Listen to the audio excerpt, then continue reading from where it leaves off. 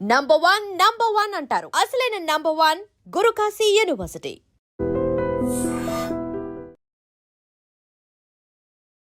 వేణుగోపాల్ అనే సాఫ్ట్వేర్ ఉద్యోగి బలవన్ మరణం చాలా బాధాకరం.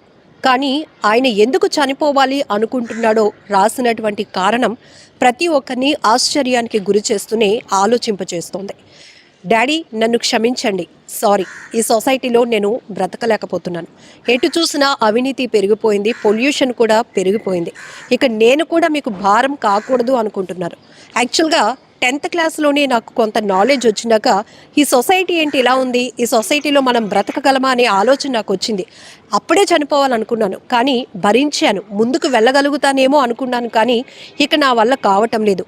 కేవలం ఈ సొసైటీలో జరుగుతున్న కొన్ని సంఘటనలు నాకు నచ్చకనే ఇక ఉండాలి అనుకోవట్లేదు. నాలాంటి వాళ్ళు కూడా మీకు భారం కాకూడదు అనే ఆలోచనతోనే ఈ సూసైడ్ నోట్ రాసి బలవన్ మరణానికి పాల్పడుతున్నాను అంటూ తను రాసిన సూసైడ్ నోట్ ఇప్పుడు సంచలనంగా మారుతుంది. సో ఈ యువకుడు మణికొండలోని అన్నా వదినతో ఉంటున్నారు.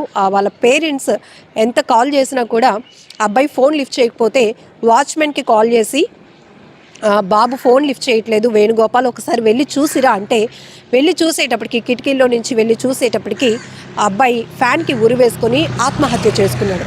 ఇక్కడ ఆత్మహత్య చేసుకోవడం అనేటప్పటికీ మన ప్రాణాల్ని చాలా బలవంతంగా ఇక చాలు ఊపిరి తీసుకోవడం, బలవంతంగా ఊపిరి తీసుకోవడం అంటే అది చాలా నరకం, అది చాలా భయభ్రాంతులకు గురి చేసే అంశం. సో ఇప్పటి వరకు మనం చాలా సూసైడ్లు చూసాం. వాటికి కారణాలు చూస్తే అనుకున్నట్టుగా ర్యాంక్ రాలేదనో, అమ్మా నాన్న ఇష్టమైనవి కొనివ్వలేదనో, లవ్ ఫెయిల్ అయిందనో, లేకపోతే జీవితంలో ఏమీ సాధించలేకపోయాననో, లేకపోతే అనుకున్నట్టుగా ఎడ్యుకేషన్కి సంబంధించి క్వాలిఫికేషన్కి తగ్గట్టు జాబ్ రాలేదనో, లేకపోతే హెల్త్ ఇష్యూస్ వల్ల ఇది భరించలేక ఆత్మహత్య చేసుకుంటున్నాను అనే కారణాలు మనం చూసాం. అదే ఒకవేళ పెళ్ళైన వాళ్ళు అనుకోండి, ఎవరో ఒకరు వేధింపులు తాళలేక, భార్య అయితే భర్త వేధింపులు తాళలేక, పిల్లలు ఆర్థిక పరిస్థితి కూడా బాగోలేదు, పిల్లల్ని నేను ఎలా చూసుకోగలుగుతానో, ఇలాంటి ఇన్సెక్యూరిటీ ఫీలింగ్స్తో ఆత్మహత్య చేసుకునే వాళ్ళని చూసాం. కానీ ఇక్కడ సాఫ్ట్వేర్ ఎంప్లాయీగా ఆయన 2 years నుంచి పనిచేస్తున్నాడు వేణుగోపాల్. కానీ తన తండ్రికి సారీ నాన్న, నన్ను క్షమించండి, ఈ సొసైటీలో జరుగుతున్న కొన్ని విషయాలను నేను భరించలేకపోతున్నాను, నేను తీసుకోలేకపోతున్నాను పాజిటివ్గా. ఎందుకంటే ఎటు చూసినా అవినీతి పెరిగిపోయింది, ప్రతిదీ కల్తీ అయిపోయింది. సో మనం ఎలా ముందుకెళ్ళగలుగుతాం, ఎలా జీవించగలుగుతాం అనేది అతను మరి ఎందుకు ఆ పర్టికులర్ విషయాలపైనే అంతగా నలిగిపోయాడో, మనోవేదనకు గురయ్యాడో కూడా అర్థం కావటం లేదు. జనరల్గా అయితే మనిషి లైఫ్ని స్టడీ చేస్తే గనక ప్రతి ఒక్కరూ స్ట్రగుల్స్తోనే, సక్సెస్ కన్నా స్ట్రగుల్స్తోనే ఎక్కువగా లీడ్ చేస్తున్నటువంటి లైఫ్ చూస్తూ ఉంటాం.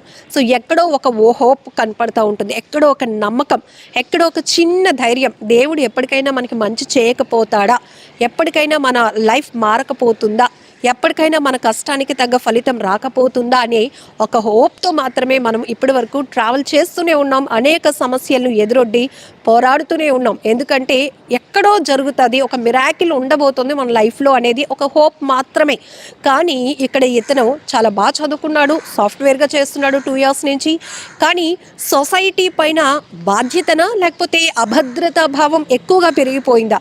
జనరల్గా మనం సొసైటీలో జరుగుతున్న అనేక ఇన్సిడెంట్స్ని తీసుకోలేం, దానిపైన చలించిపోయే హృదయంతో ఉంటాం. మ్యాక్సిమం అందరం పాజిటివ్ థాట్తోనే ఉంటాం. కాబట్టి ఏంటి, అయ్యో ఇలా జరిగింది, అలా జరగకుండా ఉంటే బాగుండు అనే ఆలోచనే మనకు ఉంటుంది. అదే ఎవరైనా బాధతో భరించలేక మేము చనిపోతున్నామనే వీడియోలు చూసినా కూడా మనం అయ్యో అలా చేసి ఉండకుండా పోరాడితే బాగుండే, లేకపోతే ఎవరైనా హెల్ప్ చేసి ఉంటే బాగుండే అనే ఆలోచనలతో కూడా మనం ఆ ఘటనలను విశ్లేషించుకునే ప్రయత్నం చేస్తాం. కానీ ఈ యువకుడు చెప్తున్నాడు వాళ్ళ తండ్రికి ఒక లెటర్ రాసి, నాన్న నేను 10th క్లాస్లోనే చనిపోవాలి అనుకున్నాను అని. అంటే చిన్నప్పటి నుంచి ఎవరైతే వేణుగోపాల్ యొక్క ఆలోచన సరళి ఎలా ఉందో కూడా మనకి ఇక్కడ అర్థమవుతోంది. చాలా సున్నితంగా ప్రతి అంశాన్ని తీసుకుంటున్నాడేమో. అందుకే తన లైఫ్, తనకు ఉద్యోగం వచ్చింది, తను ముందుకు వెళ్ళగలుగుతాడు, తను ఏదైనా సాధించగలుగుతాడు అనేది కన్నా సొసైటీ పైన తన అభిప్రాయం ఈ రకంగా ఉంది అని తెలియజేసే ప్రయత్నం చేశాడు.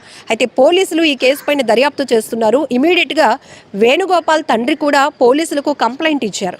నా అబ్బాయి వేణుగోపాల్ సూసైడ్కి గల కారణాలు, సొసైటీలో జరుగుతున్న సంఘటనలు తను జీర్ణించుకోలేకనే చనిపోతున్నాను అని. కాబట్టి నా కొడుకు మృతిపై నాకు ఎలాంటి అనుమానాలు లేవు. కానీ తను ఏదైతే లెటర్ రాశాడో, సూసైడ్ నోట్ రాశాడో, దానిని పరిగణలోనికి తీసుకొని దర్యాప్తు చేయండి అంటూ కూడా ఆ తండ్రి పోలీసులకు రిక్వెస్ట్ చేస్తూ ఒక కంప్లైంట్ కూడా ఇవ్వడం జరిగింది. ఇక్కడ 2 రకాల ఆలోచనలు. అంటే చిన్నప్పటి నుంచి పిల్లలు పెరుగుతున్న వాతావరణం వారిపైన ఎలాంటి ప్రభావం చూపిస్తున్నాయి, ప్రతి చిన్న విషయాన్ని ఎందుకు అంటే నిశితంగా చాలా ఎక్కువగా భూతద్దంలో పెట్టి చూసే కోణాలు కూడా మనం చూస్తూనే ఉన్నాం. కొన్ని చాలా ఈజీగా పోయే వాటిని కూడా చాలా స్ట్రెస్గా తీసుకునే వాళ్ళని కూడా చూస్తూ ఉంటాం. అసలు లైఫ్ అంటేనే ఒక భారం అని, మనం ముందుకు వెళ్ళలేమని, అందరూ బాగానే ఎదుగుతున్నారు, మనం మాత్రమే ఇలా ఉండిపోయామని ఒక అభద్రతా భావం. అయితే ఈ సూసైడ్ నోట్ బయటకు వచ్చిన తర్వాత ఈ వేణుగోపాల్ సాఫ్ట్వేర్ తన బలవన్మరణానికి, ఆత్మహత్యకు గల కారణాలు చెప్పిన లెటర్ బయటికి రివీల్ అయిన తర్వాత ఒక విశ్లేషణ మొదలైంది. నిజమే, ఎందుకంటే తను చెప్పలేక అలా నోట్ రాసి చనిపోయాడు. కానీ చాలా వరకు చాలామంది ఏమీ చెప్పలేకపోతున్నారు. సొసైటీలో మనకి తెలియకుండానే ఒక అన్యాయం జరుగుతోంది. సొసైటీలో జరుగుతున్న కొన్ని అవినీతికి, అన్యాయాలకి మనం బలైపోతున్నాము. ఇందులో అవినీతి ఏ స్థాయిలో ఉందంటే ప్రతి వ్యవస్థలోనూ ఉంటున్న అవినీతి వల్ల సామాన్య ప్రజానికమే బలైపోతున్నారు అనేటటువంటి అభిప్రాయాలు కూడా పెద్ద ఎత్తున నెటిజన్లు కూడా ఈ ఘటనపై ఎలాంటి అభిప్రాయాలు వ్యక్తం చేస్తున్నారంటే, నిజమే అవినీతి విచ్చలవిరిగా పెరిగిపోయింది.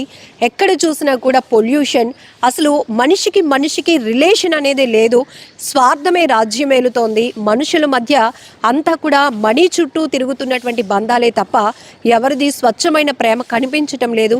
ఇలా ఎన్నో కోణాల్లో చూస్తే గనక ఎక్కడా కూడా ఒక ప్యూరిటీ లేదు, సొసైటీలో ఒక క్లారిటీ లేదు అనేటటువంటి అభిప్రాయమే ఎక్కువగా కనపడుతోంది. పిల్లల్ని అంటే చదువుకు తగ్గ ఉద్యోగాలు లేవు, జాబ్స్ రావటం లేదు. వీటి వల్ల కూడా విపరీతమైన ఒత్తిడి ప్రజల్లో ఉంది. పెళ్లి చేసుకోవాలన్నా భయపడే స్థాయిలో యువత వెళ్ళిపోతున్నారు. ఇలా రకరకాలుగా ఇక వృద్ధాప్యంలో అయితే ఎక్కడో సెటిల్ అయిపోతున్నటువంటి పిల్లలు, ఇక్కడ ఒంటరిగా అయిపోతున్నాం. పిల్లలు ఉన్నా కూడా, అందరూ ఉన్నా కూడా ఆస్తులు సంపాదించడానికి మొత్తం శ్రమ పడినా కూడా ఇప్పుడు చివరి దశలో ఎవరు లేని అనాథలుగా మిగిలిపోతున్నటువంటి వృద్ధులు.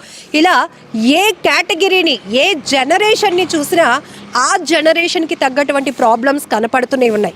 ఇవి చాలదు అన్నట్టు ఇప్పుడు ఈ వేణుగోపాల్ తన సూసైడ్కి కారణాలు చెప్తూనే అనేక డౌట్స్ని రైజ్ చేశాడు.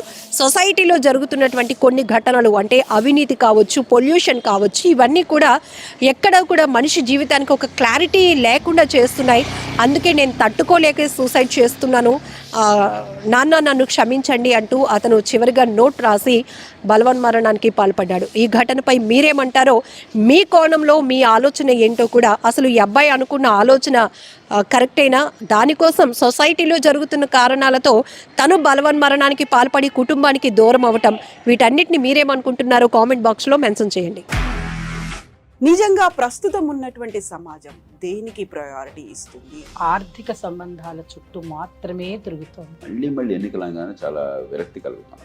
మంచి అనిపిస్తుంది కదా, లేడీస్ కూడా ఛాలెంజింగ్ జాబ్స్ చేసినప్పుడు చాలా బాగుంటది. ట్రాఫిక్ అసిస్టెంట్స్ గా నియమించిన ట్రాన్స్జెండర్స్ అందరితో సాల్యూట్ చేయించుకుంటున్నారు. ఫుడ్ డెలివరీ ఇవ్వటానికి వెళ్ళినటువంటి డెలివరీ బాయ్ అనిల్ పై కళ్ళ ముందు